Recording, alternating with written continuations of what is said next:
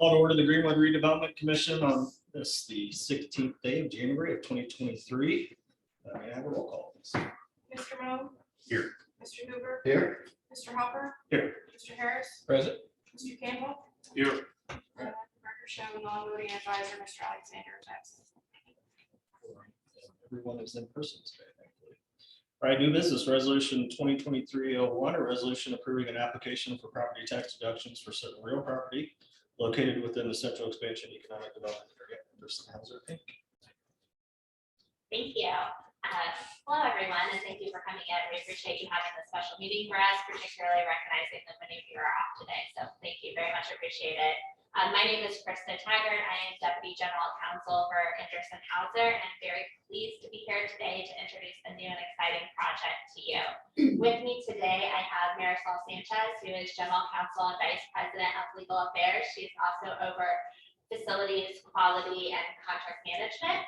We also have Vice President of Anderson Hauser, Greg Missick. He is over Projects and Solutions Group. I'm also pleased to introduce you to Scott Young, who is the President of George E. Booth Company, who you will be learning more about today. So with that, I'm going to turn it over to Marisol and Greg.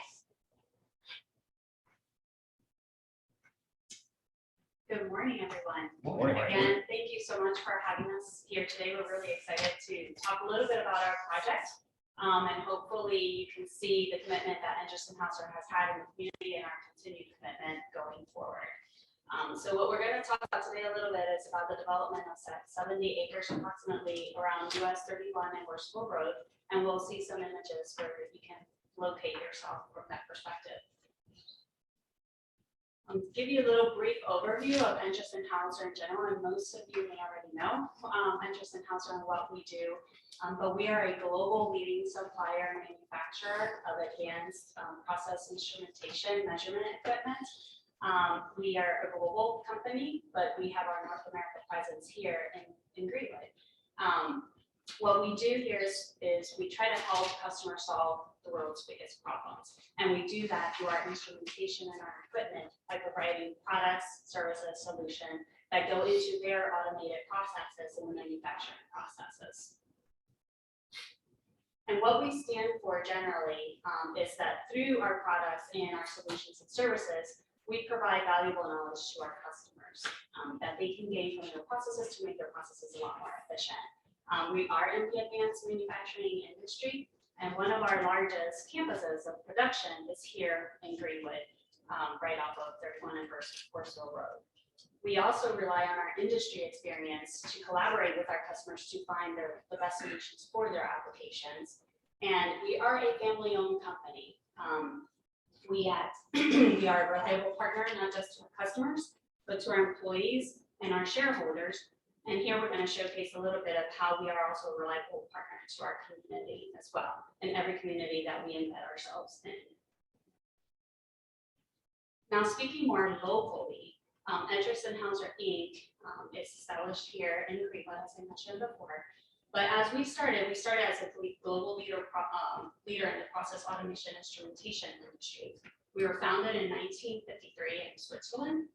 We moved to Beverly, Massachusetts in 1970 to establish the first US presence. And then from there, 3 years later in 1973, we moved here to Greenwood and made this our home, basically. So right now, as of this year, we will have been in this community for 50 years, which is kind of exciting and impressive.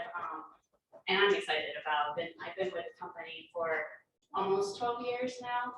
But before that, I told them I should get credit for all the years that I worked with the company as an attorney. Steve can attest to that. Or Sam as an attorney. But I worked with the company for about 7 years before I came to join the company internally. So have about approximately 18 years with the company so far. And our first Greenwood building, you see that pictured right there. That's what it looked like when we first established ourselves here. Currently, we have expanded this presence, and we have our sales center here, which is how we go to market. It's our sales presence. But then we have all of our production. We have production centers here as well. We have 6 affiliated companies here in our Greenwood campus. 4 4 of them actually, because we just added 1 new production facility there. 4 of them are actually producing products. And then a couple of those are more production from a service perspective, like our patent division and so forth. We have about over 500 employees, but we're a little over 500 already in the campus. From a US perspective, we're about 1,200 employees so far. And Anderson Hauser Inc. with the sales center is the project that we're talking about today that we're looking to expand that project. That's our sales, service, and solutions arm for the company for the entire United States. This is where we go to market based out of here. In the past several years, we've experienced a significant amount of growth. Particularly in the last couple of years, our growth has been about over 30% each year. So you can see that it's been astronomical. And that's really has paved the way and led to the need for our company to expand our presence here and have additional facilities to accommodate that growth, to have the support structure there, and also to partner. When we go to market, we partner with sales representative organizations, and those are really strategic partnerships, which is why we brought here today George E. Booth Company. They have been with us for 50 years since we first started. They are our sales presence to the market, and not only have we've experienced significant growth, and you see here that our sales in 2022 has been $602 million. It's been very significant from the past couple of years, but our sales rep has experienced that same growth. So they are also in the need to expand, and we're very excited to partner with them and bring them and co-locate in this space, which is the project that you'll hear a little bit about today. Their growth has been significant, and we're really excited to see how those synergies come together, and you'll hear a little bit more from our partner here talk about GE Booth. And with that, I am going to turn this over to Scott Young, who is the president and CEO for George E. Booth, and as I mentioned, one of our strategic partners for over 50 years. Thank you. Thanks for having us today. Scott Young, I'm the president, managing partner of George E. Booth Company. We're a privately held company. We've been based on the west side of town, so we currently reside today out off West 10th Street. As Marisol just mentioned, we've had immense growth. I think pre-COVID, we had about 63 employees, and we'll hit about 131. I think that HR told me by the start of February. So we need places for these people to be. We're busting the seams. We're a major distributor of process instrumentation, so we sell all Anderson Hauser products within our marketplace, plus anything that touches process, so valves, fittings. We do service. We have 3 different service divisions, and we have service techs in the field. We have embedded service techs that go to facilities day in and day out, along with an integration group that actually fabricates control panels, electrical control pieces that the customers use. So basically anything that these customers, SADs, in the process industries, so your pharmaceutical, food and bev, and chemical are the core of our business here in the Midwest. We're based, like I said, headquarters here in Indianapolis, so we cover all of Indiana, Southern Ohio, Kentucky, and Illinois. We have an office just outside of Chicago, Romeoville, Illinois, and then we have an office in Calvert City, Kentucky. So today, we have the bulk of our employees based here at our Indianapolis headquarters, and that's what we'll be looking to move into in the campus and in the building with Anderson Hauser here in Greenwood. So we're the exclusive rep for Indus. As Marisol just said, I think we're trying to figure out from whether the contract was 1972 or 73. Yeah. So 50 years. We started in 1963. So George Sr. Started the company. Remember a $6,000 loan from one of our partners we still have today. Trunk of his car in his living room, and had that paid back in 6 months. And here we are today with multiple locations. And like I said, 130, probably pushing 140 employees by year's end. So exciting growth that we're seeing. The industry is pushing as a whole to automate and do more with less.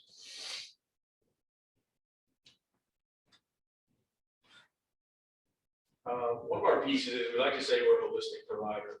And in that, we teach our team as customers come to us to not say no, just say, hear through what do they need and what can we do, what can we add value with.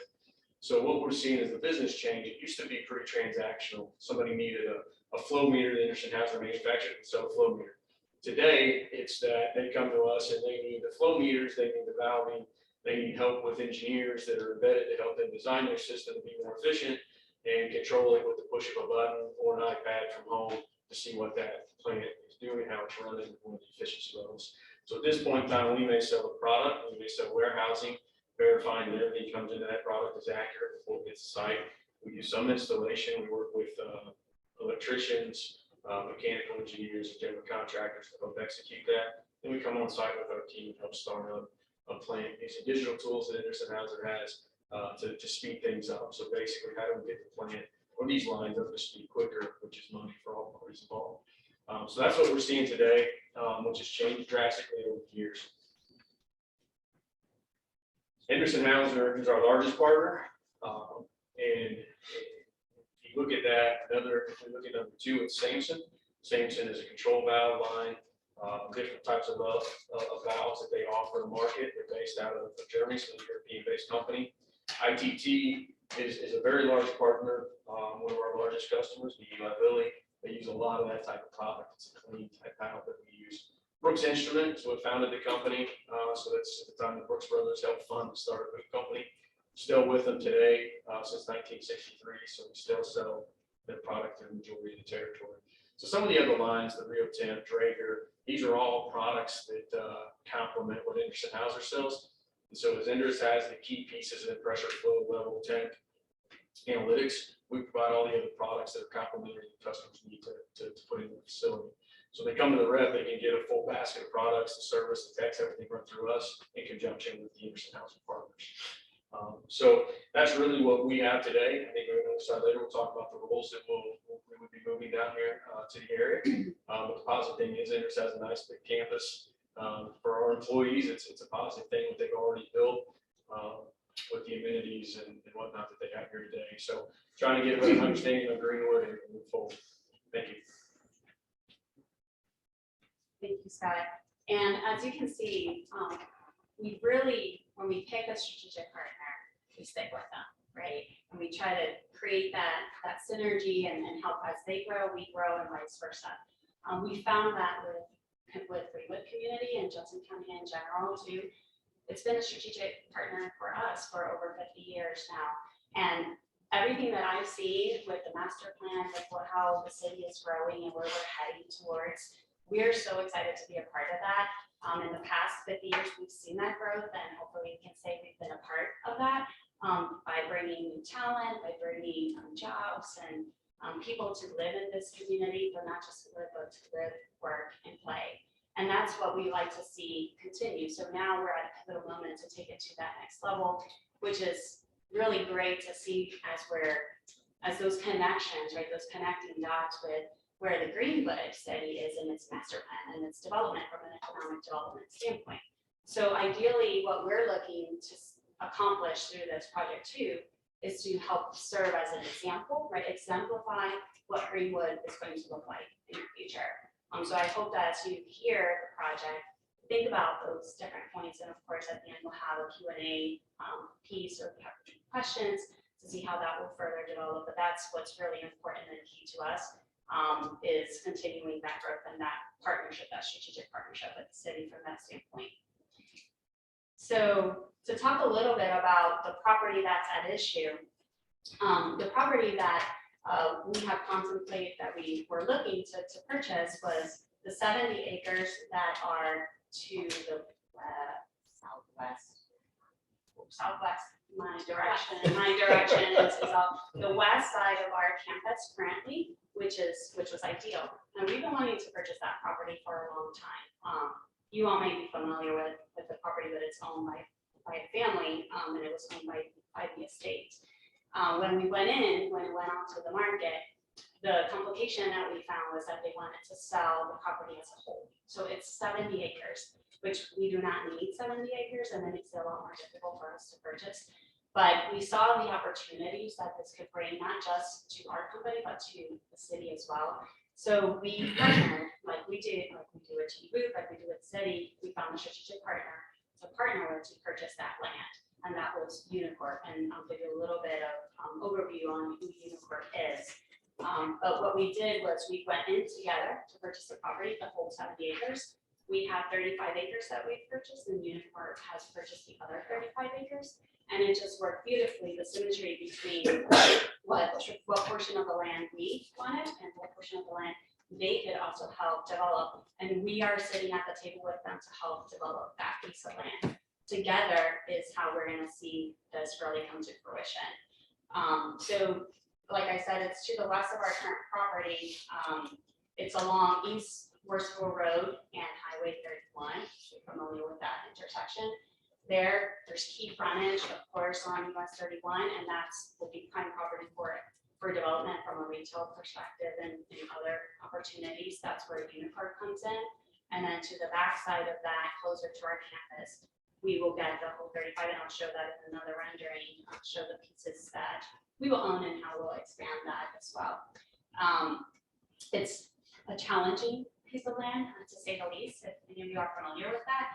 There's two creeks that bisects, as you can see there on the aerial view, and one is a legal drain. The current property assessed value is at 86,500 with a 1,238 per acre. Then from a tax perspective, it's 1,604 and a $23 per acre value there. And it's the challenging, piece of this property that has sat there vacant for over 20 years, if not more. Has not been developed, but it's because it's hard to develop land when it's bisected with the two creeks, and the owners were not putting in effort into developing it to prepare it for someone to come and acquire it. So that's what we'll be doing, and partnering with Unicorp. They'll help us prepare this land and we have a master plan that we're thinking about, that we could really leverage this property to see the growth and provide more economic development and also amenities for our own employees to come in to this new facility. So going back to Unicorp, Unicorp is based, it's a real estate development firm, and they're based in Florida, but they have done projects all over the country. They have developed over $6 billion in commercial, residential, and mixed use across the country, with another 10 million, I can't see there, another 10 million in the planning and construction phases. Again, they're based in Florida. They have come and visited, really excited about this opportunity as well. And we're really excited to partner with them because it's exactly what we were envisioning, the type of retail that we're wanting to bring to that area. And here is a more graphic picture on the plan on how we look to partition this. The lot 1, which is the blue shaded area, that is the lot that we will expand here in the immediate future. We're looking to put our project that you'll hear a little bit more about in a few minutes here on what consists of that building, what will go into that building. That will be in lot 1. And that diagram over here shows what would that look like. That diagram and the schematic that you see there is what will be in that lot 1 area. The green area, block C going down, is the other portion of the property that we will have. So in the first lot, it's approximately 13.5 acres or so roughly that we will be developing immediately. And then block C, the remainder 19.59 acres, gives us about 21 years of room for expansion. And that's what we will plan to utilize that for. Along that back side, there are some of our production facilities, so that's why we'll be able to use that and leverage that for future expansion. Block A, which is the yellow piece there, 12.26 acres, is also something that Unicorp will look to develop pretty immediately as well from a retail perspective. The orange block B portion there is the area for future expansion. So right now what we're looking at is block A and lot 1 that will be immediately developed. And now we'll talk a little bit about the project itself. So I am going to pass this over to my colleague, Greg Nissick, who is our Vice President of Projects and Solutions. He gets the pleasure of actually sharing the exciting plans, if you will. Thank you, Marisol. Thank you. So Marisol mentioned that Anderson Hauser's been in Greenwood for 50 years, and I've been here for 25 of that. So it's very exciting to watch this progress, because when I moved to Greenwood in 1998, there were 3 buildings on campus and nothing on the west side of 31. So this is really fun. So what you get to see here is a 3D rendering of our project. And what you're looking at, the face of that is what would actually face Worthsville Road, okay? And then that lower left-hand side, that would be the office building for the Anderson Hauser employees. So we plan on moving our legal department over there. We would have HR colleagues, and then we'll have the projects and solutions team in that building. On the back side is where we'll partner with the Georgie Booth Company, and that would be their offices. And this is not the first time that we've actually had a shared building with one of our representatives. So in 2020, we opened up our shared campus in Pearland, Texas, which is just south of Houston, which I like to call the Greenwood of Houston. Within that building, we will also have a warehouse. So the Booth Company will use the warehouse area for their other lines, specifically their valves. They take up a lot of room, and they do a lot of integration work with their valves. And on the Anderson Hauser side, we'll have a warehouse for emerging project that we have called MIV. It stands for Main Instrument Vendor. And it's unique to Anderson Hauser, where we can be the sole supplier to one of our customers and clients, where they can get more than just Anderson Hauser products from us. So we take on their entire project, and we manage that from engineering all the way through to commissioning at the site, and we can provide third-party products. And what we would do at our facility is we bring in those third-party instruments, and we do receipt verification on them so that the customer knows they're getting exactly what they need before it goes out in the field. And this would be the first time that we have dedicated building space for that here in the United States. And it's become 6% of our entire incoming orders in just the last 3 years. So it went from being nothing to 6%, and we look to probably grow that well beyond 10 to 15% here shortly. So it's definitely a growth aspect for us. And the part of the building that would be northwest is where we get into more of how we want to bring more to the community. So we're calling this the Innovation Center. And that innovation is where we're going to bring in our makers area. And actually, if I go to the next slide, we'll get into some more of the details there. But if you've been to our campus recently, we just opened up a makers area where the students of the Johnson County schools can come in. And we offer different STEM activities through a partner with INMAC, correct? Yes, through Purdue University. And so we have areas where students can come in, they rent this area. We have 3D printing that they can do. We have programming, they can learn programming, a lot of STEM activities that we've done throughout the community. This building will be 120,000 square feet. We've awarded this to Browning Day as the architect, with REA being the landscape and civil engineer. And we look to add or have 190 jobs over 10 years in there, including the engineering, legal, the departments that I spoke about. 55 of those will be current headcounts, with 50 immediate jobs from the George Booth relocation. And then 20 additional jobs by Booth over 10 years, and 75 additional jobs for Anderson Hauser. And this is the cool part. Net zero energy and net zero carbon building. So the Endress family, we are very big on sustainability and working with the planet and being very clean. So they said, yes, you guys can build a new building, but it needs to be net zero and net zero energy. And we thought, hey, that's really cool. It's complicated. So we are ready for the challenge. We actually have a net zero facility that just opened in Canada. So our sales center in Canada was the first one in Canada. And here in Indiana, we would be the first, and then possibly the potential to be the largest in the United States. So we're really looking forward to making that happen. We've already got road to LEED Gold, which is the third level of LEED, with the possibility and the goal to get to LEED Platinum, which would be the highest in LEED that you can get for building.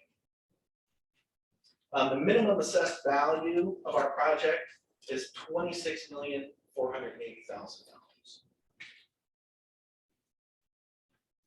So just to kind of go back into some of the high performance features that we're looking at, you saw on the rendering that there will be on-site solar energy for the building. And we actually, if you're familiar with our campus, our Flow Tech building where we build our flow products, which is the building closest to 31, they just completed adding solar panels to their entire building. So they are also working on getting to net zero energy in that building. We'll continue to go with the ground source geothermal. The new buildings that we built on campus also operate off of geothermal. So we'll be collecting all the rainwater and using that for all of our irrigation needs at the campus. The building envelope will be high performance wall at the reduced energy use. So we're gonna reduce that energy as much as we can. And then the daylight harvesting will be built into the building. That's a big thing too. We want natural light as much as possible. We feel that the employees have a better work environment with that natural light, so we will be incorporating that into the design of the building. So the purchase of the 35 acres, that's our commitment to Greenwood and really deepening that roots that we have here in our campus. And we look to further expand with the land that we've also purchased for future expansion. The Projects and Solutions Department, which is my department, will be in that building. Marisol's department with legal will be in there. And then if anybody's here at the meeting Wednesday, you'll meet Brandon Ferguson. He's our VP of HR, and his team will also be in that building, along with the Innovation Center for K through 12 STEM. And just to give you an idea of our dedication to the community, and I know you guys are all familiar with these, but we're very proud to be involved in things such as the City Center Park, the STEM Innovation Center, our name on the soccer fields. You guys don't know how much weight that carries with the Europeans when we have our logo on soccer fields. So we very much appreciate being a part of that. We're also very active in Aspire, Johnson County, JCCF. And if you're aware, we have an apprenticeship program for high school students that can come and work in our production facilities while they get a degree through Ivy Tech. So that's a great opportunity. And I can tell you, I get to meet the students that come for this apprenticeship program, and they are bright members of our community. And we are very, very happy to have them in our program. And I will turn it back over again to Mr. Young. Thank you. So the booth headquarters, we would have basically all of our leadership team in the group, our finance, human resources, which is key because they're going to have HR in there. They help us a ton. So we're a lot smaller company. I have 2 HR folks today. I don't know how many you guys have in entire division. So we get a lot of help from, Indris as we grow. They've been through these growing pains, so it's a nice thing to have our people be able to walk over and get questions answered. Inside sales engineers. So we have the bulk of our inside team is based in Indianapolis. We have a few in the Chicago market, but most of these folks are degree engineers. I would say actually probably 90% of them are degree engineers.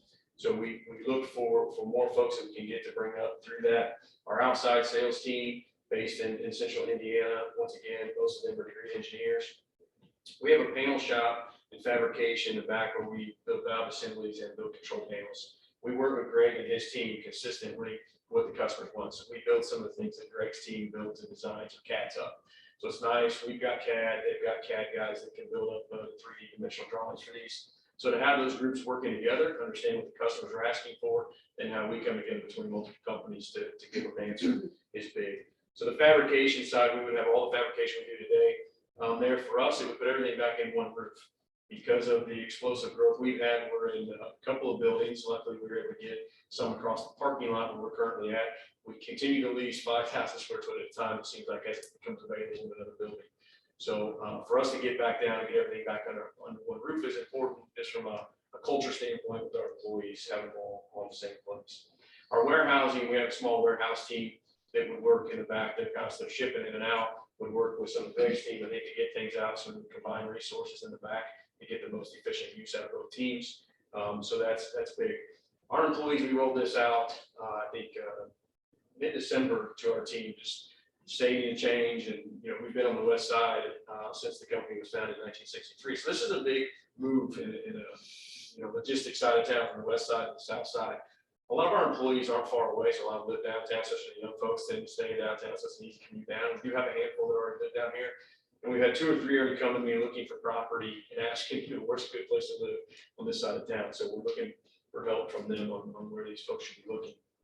So out of that, it's exciting to come into a building with a facility. We could not do this on our own, just the size of the company we are, to build a neat building to this level, carbon net neutral, zero, et cetera.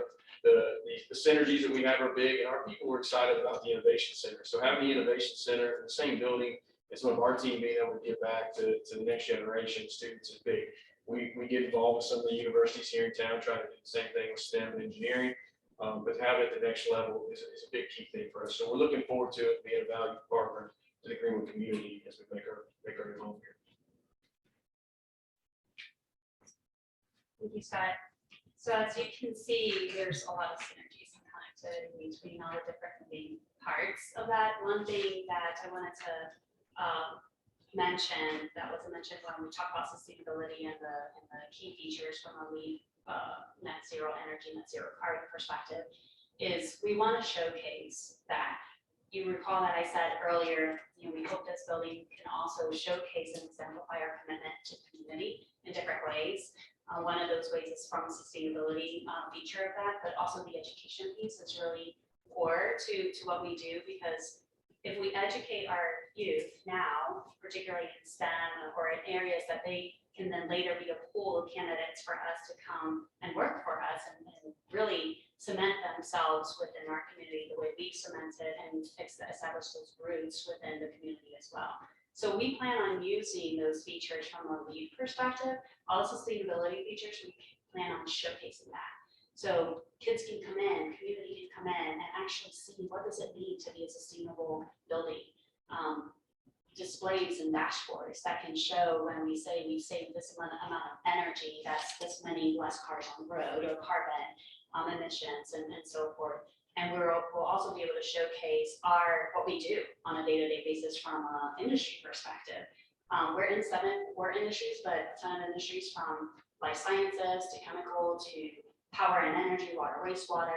So if you think about the stormwater situation there, we hope to be able to put our equipment in there and then show it and show what does it mean to measure, right? Measure the stormwater. What does it mean, for the kids when they come in, they can actually look and see and touch and play with it. So that's part of what really excites me, is that aspect of it, and really bringing the synergies together with GE Booth, because now we have a holistic functionality that we can bring in one full building. So going further, I'll pass this over to Adam.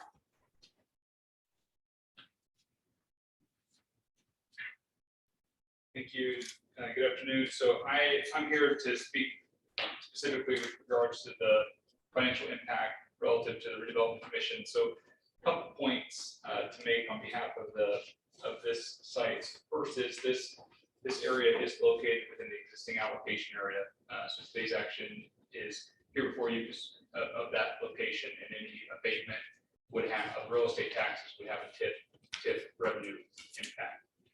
One thing I would add at the start of this would be one thing that wasn't really mentioned, but you heard it in the Texas conversation. This was a competitive site evaluation and still is, both from where they were going to place this expansion investment. So that's something to keep in mind. And from the abatement perspective, the mayor's office is specifically full in support of this project and the abatement as well through the council process.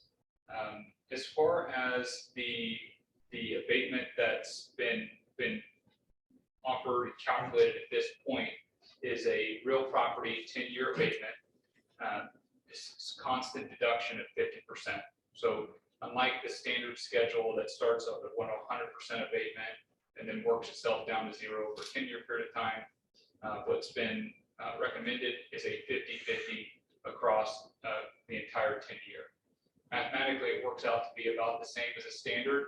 The major difference to the Redevelopment Commission and then to the city is that there's net taxes payable essentially day one, as opposed to waiting years for that abatement to essentially age on. So that is something that Indra's has agreed to do to help support some of the public infrastructure improvements that are going to be necessary to generate this type of development and the scale of this development that's being proposed. The last thing I would add is that this is obviously still very early stage. So the next step is that this abatement would go through council and through that process. Additionally, the land and project are still going through their evaluation process. So it still has to go through planning and platting and all of those traditional normal entitlement stages. So we just wanted to make sure today, while from a city's perspective, very excited about the job quality and job growth. We also just wanted to make sure it was clear that the project still has, the project and the process still has some critical steps and approvals that need to go through before this would become a fully committed project. Happy to answer any questions that you have on the abatement. Otherwise, I would just point out a couple things from my perspective. If you look at the current annual real estate taxes district-wide is about $321 per year. That's the approximately 14-acre allocation of the 70. Okay, that would be specific to interest. And when you look at that minimum assessed value, the tax rate, the tip, and even with the abatement, you can see that the increase in taxes. So the taxes post abatement go up to $703,000 per year once the project is stabilized and unabated. So compared to 321 today. So it's a pretty significant investment change in the tax situation at that specific site. Hey, Adam, quick question. So you may have just answered this question, but you've got a box up there for current taxes. It's in a blue box and there's no blue line there, no blue. That's because there's no taxes, right? It's actually because it was so small that it Couldn't applied. measure it. Okay, gotcha. Just wanna That- make sure. That's not me trying to be funny, that's just Yeah. true. I questioned the same thing. Was it $35 an acre? Is that what I saw? Yeah. It was the 321 just does not plot against the 800, 700, 7,000. Gotcha. Thank you. All right, just so everybody's clear, I know you said it. So this is only the 14 acres. That doesn't have anything to do with the other development that'll come later on down the road and possible hopeful expansion, Ventress House or their other portion. Yes, sir, that's correct. This would leave approximately 21 acres for future interest expansion as well. One other factor that I know you always used to ask about, Mr. Acker, that I realized you didn't have on the slide. So the wages for these jobs are very high. So it is annual average salary of over $8,000 per year. There will be multiple jobs that will be significantly higher than that in the six figures. And some of the lower ones will still be, that 50, 60, 70,000, and those are entry level engineering positions. So the earnings potentials for them over, their career based and grade point will be significant.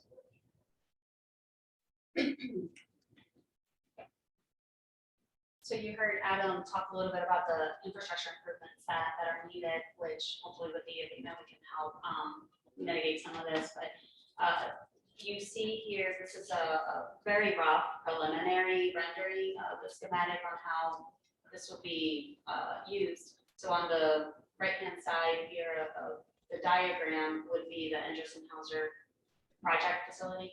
Then on the other side, on the left-hand side there of that diagram would be where Unicorn would be. So some of the necessary infrastructure improvements needed is because of the challenging topography that we have there in that land. We would need shared access at the existing traffic signal and intersection improvements at that existing traffic signal on US 31 with a designated northbound right turn lane and a designated southbound right turn lane. East-west public roadway from US 31 to the E&H campus. You can see the green pathway there. That would be a connectivity that we will need there to bridge over, first of all, the creeks that are there, and also to connect our campus to that retail area that will be developed developed there on that side that will facilitate that connectivity across the land and also connect to both Worsville and 31. We'll be creating a bridge over that grassy creek so that we can at least do something with that property and hopefully later be able to leverage that in a better way, but it's useless land right now. The frontage road along US 31 will also need some necessary infrastructure improvements. That's key for the development of the retail side of it, of course. And then intersection improvements for that block B, again, for the retail side of it to create more efficiencies and easy access, ingress and egress. And again, just generally speaking, is just creating an environment where we can have easy connectivity from our employees over to that side, but then also easy connectivity for people, the community at large as they're coming into that area. And with that, is there anything else? For questions, okay? Open this up for any questions for anybody. I've got a couple, I'm sorry. So will George E. Booth be leasing from Interest in Housing? Okay. What's the term of that lease? Or do you know yet? We do not. We're in the preliminary phases of drafting what that financial arrangement or lease arrangement will be. Any projection of what that might be? 10 years, 15 years, 5 years with And options? the purpose of it would be to be in a long-term relationship. This will be AG, will be giving up their locations in Indianapolis and moving into this facility. As you can tell, we have a 50-year partnership together, so we're not going anywhere. I don't think, since we're still in the process of negotiating that between us, I don't think we want to publicly speak to that at this time. But the intention on both sides is that this will be GP Blue's long-term future home. They're permanent home. Gotcha. Okay. And then you mentioned the two creeks. I know a lot of times when you got creeks, you got flood zone issues. Anything there that we know of that could be an issue? Yes, so there is definitely flood zone issues, so that's why part of what we're talking about with the infrastructure improvements, the road will have to go through. Adam mentioned some approval process that we will have to go talk to the county, the Corps of Engineers, et cetera. But we've had some preliminary conversations with Gabe and his department. We've also had preliminary conversations with Chris Jones and Stormwater. We think that it's all doable, but there are certainly challenges and hurdles that will have to be passed, which would have to be jumped for anyone who's going to try to develop that parcel, which is, part of the reason why it's sat vacant for so long. But we think it's worth it, given the proximity of our campus. And like Adam alluded to, and Marisol did, this really allowing us to purchase this land and develop this land ensures our continued growth in Greenwood. We do have a regional center in Texas. We're building a regional center in Philadelphia. We were getting close to being landlocked in Greenwood. So this allows us, it's our preference to continue our manufacturing centers here, to be able to continue to build and expand in Greenwood. Without land, that was going to get challenging.